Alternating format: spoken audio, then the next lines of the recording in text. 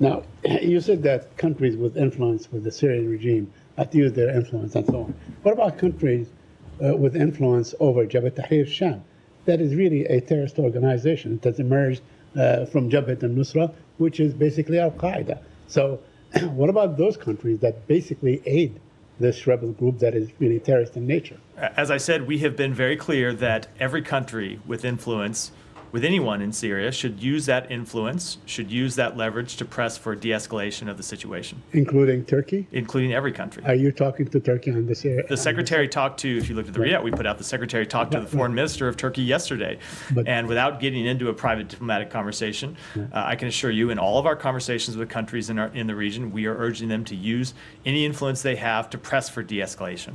You know, many analysts in the area believe that Turkey, harbors a lot of ambition to basically annex Aleppo and Idlib. They already they occupy about 11% of Syria. They control probably 30% of that. So are you urging Turkey to pull out of Syria?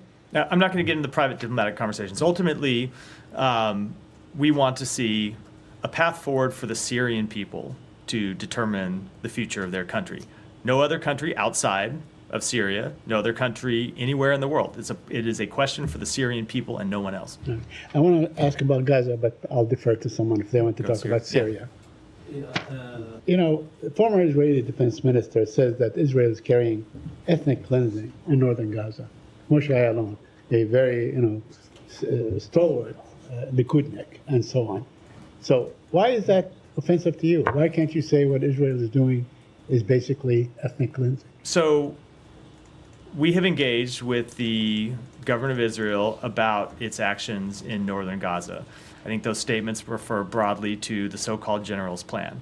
I can tell you two things. Number one, they have said to us that's not their policy. And number two, we have made clear to them that that we would fundamentally reject any such policy.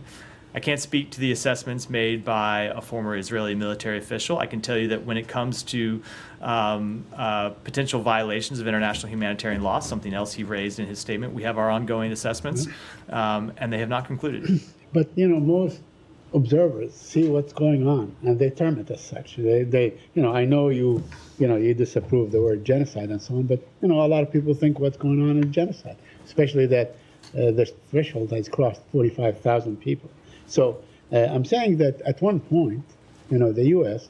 has to recognize what's going on for what it is, right? For what it is. Say, when you move about 2 million people, that is some sort of ethnic cleansing. Do you disagree? So we have been very clear what we want to see happen in Gaza, and that's everyone who has been forced from their homes, we want to see have the opportunity to go back to their neighborhoods and have the ability to rebuild and have support from the international community to rebuild.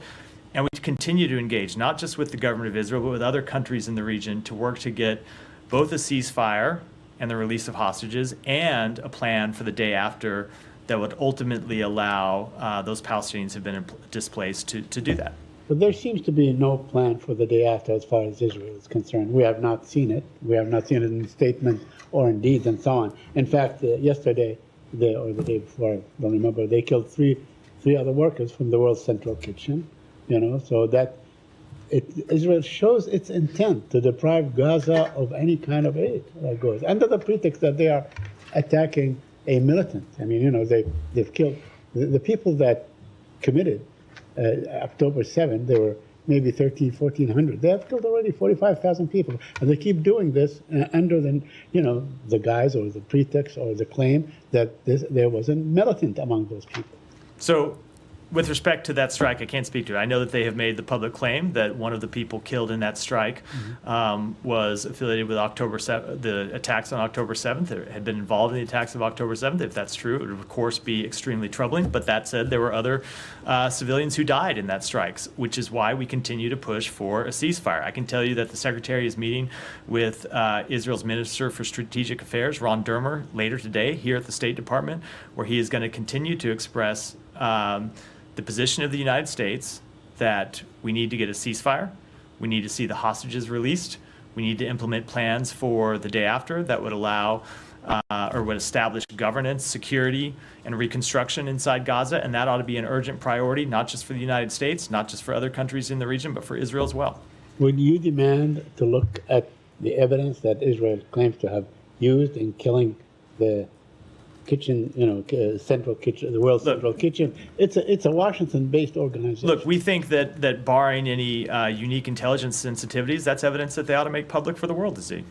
And you think they will? No, I'm not going to make any predictions about the future. Thank you. Can I ask you for a little bit more background on the side letter that the U.S. sent to Israel regarding the ceasefire arrangement with Hezbollah and Israel? What does it allow Israel to do? Look, I don't have anything more I can speak to about the ceasefire agreement, but I will say that a lot of the reporting around the ceasefire agreement tends to treat as news that Israel can exercise what ultimately is a right that every country has. Every country has the right to defend itself against terrorist attacks. Israel has that right. Lebanon has that right. Every country in the world has that right. And they have that right under international law. But the United States often characterizes Israeli attacks as defense. France says that Israel has violated the ceasefire 52 times at this point. But if they're just recouched as Israel defending itself, is Israel allowed to continue to attack Hezbollah as long as it says that was self-defense, that was self-defense? Look, as I said in response to questions earlier, we have a mechanism that we have set up to look at these exact questions and to look at reports of ceasefire violations and to determine whether, in fact, they were violations of the ceasefire, whether, in fact, if an incident was in some way justified because somebody had come under the threat of harm. And I'm not going to make those judgments from here before that group has the opportunity to work through these questions. That's why we set it up in the first place, so it could do so in a diligent way, and that's what they're going to do. But that said, we believe that it is in the interest of Israel and Lebanon that this ceasefire hold.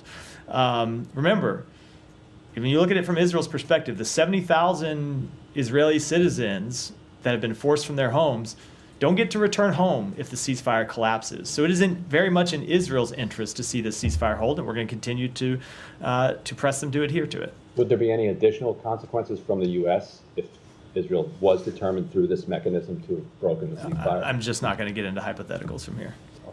Yeah. Just to come back, to follow up on the sanctions question, or the Assad question. In recent months, you said he's a dictator with blood on his hands, but has there been talks in recent months to potentially ease the sanctions on him as in a slight? Basically, your allies in the region have now have a relationship with him, so there was a sense that the U.S. position had softened slightly. Well, let me say two things about that. One, with respect to our sanctions that we have imposed upon the Assad regime, they remain fully in effect. They have not changed. The Syrian regime has shown no change in behavior that would indicate that our sanctions should change. The second thing I'll say about that is, yes, we have seen countries in the region who are close partners in some cases with the United States normalize their relations with the Syrian regime.